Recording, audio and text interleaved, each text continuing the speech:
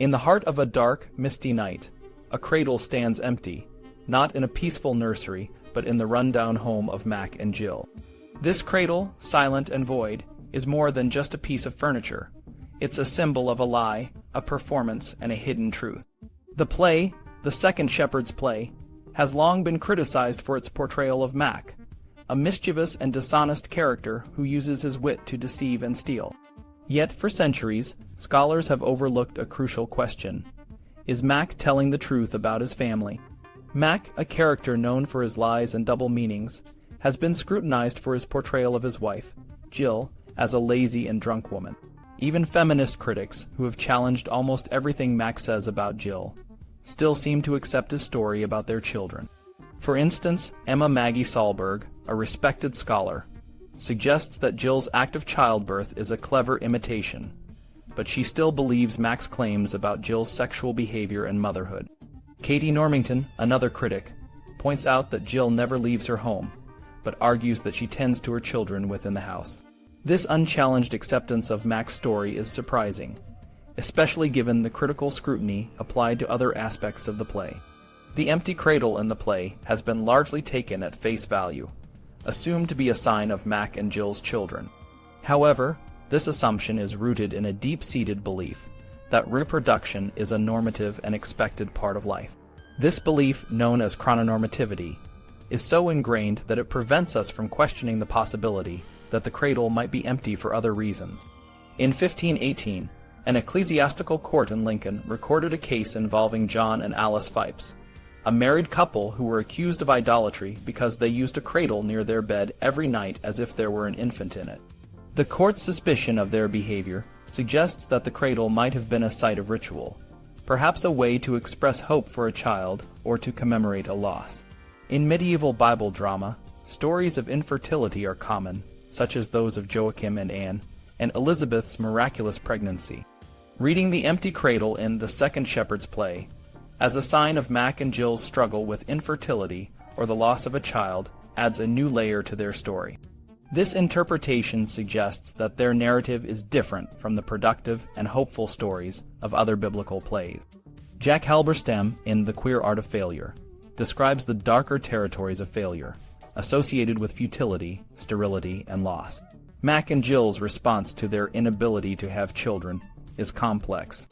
Gyll, for example, refers to the cradle as my cradle, hinting that she has planned for a child, but the possessive my rather than my babies suggests that the cradle remains empty. Mak, on the other hand, uses the cradle as a prop to perform a version of masculinity that he cannot actually achieve. By claiming to have a large family, Mak gains social acceptance and avoids the harsh judgment and violence that might come with being seen as infertile. His exaggerated complaints about Gyll's constant pregnancies are a performance designed to gain the shepherd's sympathy and trust. This performance is part of a broader pattern of medieval men using misogynistic language to bond with each other and reinforce the patriarchy. Gyll's performance of childbirth is equally revealing. When she devises the plan to hide the stolen sheep, she takes control of the situation, instructing Mak to swaddle the sheep and sing a lullaby. Her over-the-top groans and cries, which continue even after the child is born, draw attention to the artificiality of the scene. The absence of midwives, who were crucial for both the safety of the mother and the legitimacy of the child, further emphasizes the non-normative nature of Gyll's performance. The shepherds become suspicious when Mak cannot name the midwives who were supposedly present, and the male midwives he invents make the situation even more suspicious. Mak's lullaby, which is tuneless and out of time, further underscores the constructed nature of their performance. The shepherds' musical skills highlight Mak's inexperience with such a task, and the cacophony of Gyll's groans and Mak's off-key singing creates a comical and disjointed scene. When the shepherds discover the truth, Mak is tossed in a blanket, a ritual that, while traditionally used for women in difficult labor or after a stillbirth, also marks his failure to perform as a father. This act of tossing Mak in the blanket symbolizes his expulsion from the community and his inability to participate in the family future he had tried to create. The empty cradle, the failed performance of childbirth, and the use of a sheep to replace a child all point to a deeper, more complex narrative. Mak and Gyll's story is not just about theft and deception, It is a story of loss, failure, and the struggle to fit into a world that expects certain roles and outcomes. Their performance, with its errors and excesses, reveals the constructed nature of family and the ways in which people might create their own narratives to navigate the challenges of their lives. In the end town play Joseph Stout, Mary's pregnancy is gradually revealed to Joseph through a series of small clues. Similarly, in the Second Shepherd's play, the revelation that the child in the cradle is actually a sheep is drawn out over several discoveries. When the shepherds return to give the child sixpence, they first notice that the child is peeping at them from the cradle. Then they see that it has a long snout. The second shepherd, not yet realizing the truth, comments, "Bad wool surely always makes a bad cloth." This saying, which is related to wool manufacturing, criticizes the child's unusual features and hints at something wrong with its parents. The shepherd's comment also carries deeper meanings. It suggests that the child's strange appearance might be due to the parents' sins, following the medieval belief that a baby's deformities could be God's punishment for adultery or other sins. Despite Mak's claim, "I am the one who fathered him, and that woman bore him," the second shepherd implies that either Mak has been betrayed by his wife, or there is something wrong with the child's birth. This is a stark contrast to the beautiful Christ child, who will be revealed later in the play. The shepherd's surprise at the child's ugliness reflects the medieval idea that ugliness was often associated with moral or religious faults. In medieval manuscripts, Jewish faces were often depicted as ugly or deformed, contrasting with the perfect beauty of Christ. The shepherd's reactions to the child's ugliness interrupt the harmony of the nativity scene, much like how the Jews in medieval art obstruct the view of Christ. As the shepherds continue to examine the child, they realize it looks like one of their sheep. They notice that its 4 feet have been wrapped together, a clever trick by Mak and Gyll. Finally, they identify the sheep by a mark on its ear, confirming it is their property. The realization that the child is actually a ram adds another layer of humor and meaning. Rams, unlike lambs, were often associated with sexual jokes and the idea of being cuckolded. By making the child a ram, the play further mocks Mak's sexual inadequacy.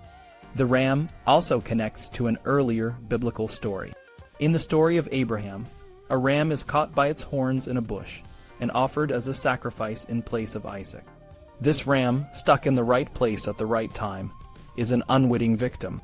In the second shepherd's play, the ram in the cradle is not a willing sacrifice like Isaac or a lamb, but rather a victim of Mak and Gyll's trickery. The play's humor continues as Gyll swears, "I pray to God, so mild, if ever I deceive you, that I eat this child that lies in this cradle." This oath is a play on words, as Gyll means it literally, but the shepherds take it figuratively. This kind of wordplay is similar to the way Jewish characters in early modern plays, like Shylock in The Merchant of Venice and Barabbas in The Jew of Malta, use Christian figurative language to manipulate and trick their Christian counterparts. Gyll's threat to eat the child also touches on a darker theme. In medieval literature, there were stories of cannibalism, often used to project Christian anxieties about the Eucharist onto external communities. For example, in the poem The Siege of Jerusalem, a Jewish mother named Maria eats her own child during a famine. This act of maternal cannibalism is a negative image of the Virgin Mary, who gives life rather than takes it. Similarly, Gyll's threat to eat her child is a grotesque denial of the future, a theme that is common in medieval anti-Semitic literature. The play's focus on the sheep in the cradle, rather than the Nativity, is a significant deviation from other medieval plays. In the York, Chester, and Endtown manuscripts, the Nativity is the central event, but in the Second Shepherd's play, the birth of Christ almost becomes a side story. The angel's appearance near the end of the play marks a shift to a more linear and scripturally accurate narrative. The shepherds recall the prophecies of David and Isaiah, which foretell the birth of Christ, bringing the play back to its religious roots. This shift in focus highlights the play's unique approach to time and narrative. While the Nativity is a crucial part of the story, the play's main interest lies in the comedy and human drama of Mak and Gyll's trickery. The Second Shepherd's play scrambles the predictability of the Nativity story, much like contemporary queer performers who challenge traditional generational models and static relations between copies and originals. The play's humor and human elements make it a memorable and engaging piece of medieval drama. In the medieval world, a play called The Second Shepherd's Play from the Towneley Cycle holds a special place. This play, performed around the Christmas season, is a mix of comedy and sacred storytelling that challenges traditional narratives in unexpected ways. One of the most fascinating aspects of this play is how it uses humor and subversion to create what might be called queer moments that disrupt the usual, expected ways of thinking about gender, time, and religion. The play starts with three shepherds complaining about their hard lives. They talk about how they are poor, overworked, and often mistreated. Their grievances are familiar and relatable, even to modern audiences. But then the play takes a turn when a character named Mak, a thief, steals a sheep and tries to hide it from the shepherds. Mak and his wife Gyll are not just simple villains. They are complex characters who use disguise and impersonation to trick the shepherds. This use of disguise and role-playing is a form of queer performance, because it blurs the lines between what is real and what is pretend, between the sacred and the profane. Mak and Gyll's actions are both funny and subversive. They steal the sheep and hide it in a cradle, pretending it is their newborn baby. This act of deception is more than just a joke. It questions the nature of motherhood and the sanctity of the Nativity story. In a way, Mak and Gyll are playing with the idea of being parents, but in a way that is far from the traditional, holy image of Mary and Joseph. They are ravenous, chaotic, and their parenting is a parody of the sacred. The shepherds, after discovering the theft, are initially angry but eventually forgive Mak. This forgiveness is another queer moment because it disrupts the expected punishment for sin. Instead of a strict moral lesson, the play offers a more fluid, forgiving approach to wrongdoing. This is similar to how some modern queer theories suggest that there are multiple ways to live and be, and that not everything has to fit into a rigid, straight timeline or moral code. The play also includes a visit to the manger, where the baby Jesus is born. When the shepherds arrive, they are filled with wonder and joy, but the play doesn't stop there. It continues to play with the idea of the sacred, by mixing it with the everyday. The shepherds bring gifts, but they are humble and practical things like a bird and a ball, rather than gold, frankincense, and myrrh. This blending of the sacred and the mundane is another way the play queers the traditional nativity narrative. One of the key ideas in queer theory is the concept of queer time, which suggests that time is not always linear or predictable. In The Second Shepherd's Play, the timeline of the story is scrambled. The shepherds' complaints about their lives, Mak and Gyll's playful deception, and the visit to the manger all mixed together, creating a narrative that doesn't follow a straightforward path. This non-linear approach to storytelling is a way of queering the narrative, making it more inclusive and open to different interpretations. The play also touches on the theme of motherhood and childbirth. Gyll's role as a pretend mother is a parody of the Virgin Mary, but it also highlights the struggles and joys of real motherhood. The play doesn't shy away from the physical and emotional aspects of childbirth, which were often shrouded in secrecy in medieval times. By bringing these aspects into the open, the play challenges the idea that childbirth should be hidden or only associated with the sacred. In The Second Shepherd's Play, the shepherds, Mak and Gyll, create a world that is both familiar and strange, a world where the boundaries between the sacred and the profane, the real and the imagined, are constantly being blurred. This play is a reminder that even in the most traditional of stories, there are moments of playfulness and subversion that can create new, more inclusive ways of understanding the world. In the Towneley play, Herod the Great, the story gets twisted in a way that shows how time can fold and overlap. Think of it like a handkerchief that can be crumpled to bring distant points close together. This is different from the idea of a straight line, where time moves forward without any twists or turns. Herod the king tries to control time by ordering the killing of all the baby boys in Bethlehem. He thinks this will stop a prophecy from coming true. But the mothers of these babies don't just sit back and let it happen. They resist, and their resistance is what brings different moments in time together, even though they don't realize it. In the play, Herod's men search through old books to find information about a new king. This shows that the past, written in books, can influence the present.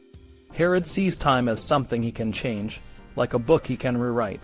But the mothers, by fighting back, show that time is more complex. Their actions link to the past through the story of Rachel, and to the future through the story of the Virgin Mary. This creates a web of connections that Herod can't control. The way the mothers resist Herod's soldiers is important. Their anger and grief are not just about the present moment, they also connect to the past and the future. When they fight, they are not just protecting their children. They are also part of a larger story that brings different times together. This is different from other plays, where time is shown as being split or erased.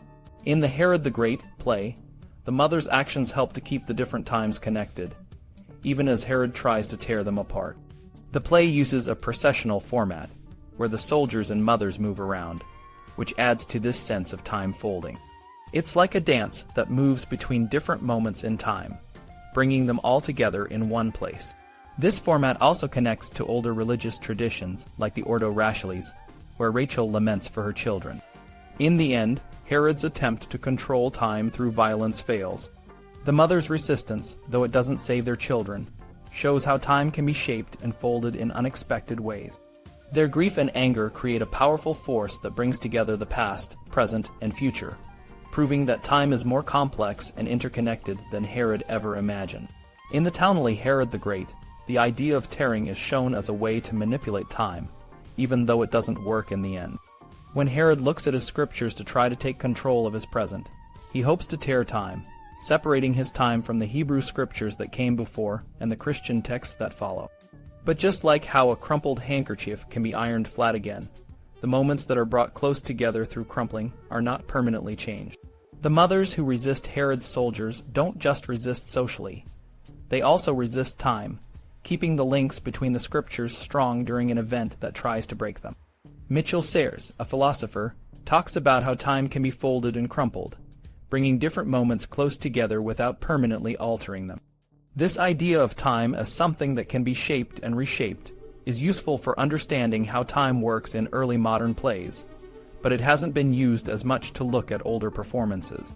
Isabel Davis has shown how medieval plays, like the York play of Christ's death, use scriptural readings and the liturgical year to bring distant moments into close proximity. This is especially true for plays about the Nativity, where Christ has come but hasn't yet died, creating a space that's between the old and the new, between Hebrew and Christian law, and between prophecy and fulfillment. The Gospel of Matthew, which is the main source for these plays, is written from a Jewish Christian perspective and is full of typologies that link Christ to Moses, showing that Christ is both a continuation and a successor to the Mosaic law. This gospel uses phrases like, "You have heard it said, but I say unto you," and "this fulfilled what was spoken by the prophet," to show that Christ is the fulfillment of the old prophecies. This is important because it helps to validate Christ's role and legitimacy. In Matthew's account, when Joseph is warned to take Jesus and Mary to Egypt, it's to fulfill a prophecy from Hosea, "Out of Egypt have I called my son." This makes Jesus a second Moses, worthy of bringing a new law. The killing of the innocents by Herod is a crucial part of this story, as it provides a reason for Jesus to go to Egypt and reenact Moses' journey. The mothers of the innocents, who are depicted as grieving, are also linked to Rachel, who wept for her children in the book of Jeremiah. This connects the massacre to the Israelites' captivity and the Passover, where the firstborn of Egypt were killed, but the Israelites were spared. The Towneley Herod the Great play builds on these connections, adding layers of meaning from apocryphal texts and medieval traditions. The play shows Herod consulting his books, trying to understand the prophecies and the threat of a new king. Herod's character is complex and multifaceted, sometimes a comic figure, sometimes a tragic ruler, and sometimes a villain. His identity is blurred, often mixing elements of Herod the Great and Herod Antipas, connecting the Nativity and the Passion. Herod's oaths, like swearing by "God dare nollies," foreshadow the violence to come and bring together different moments in time.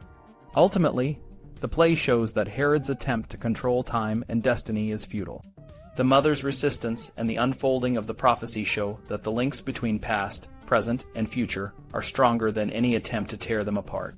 The Nativity plays, through their complex use of time and scripture, reveal the deep connections between different moments in history and the enduring power of prophecy and fulfillment.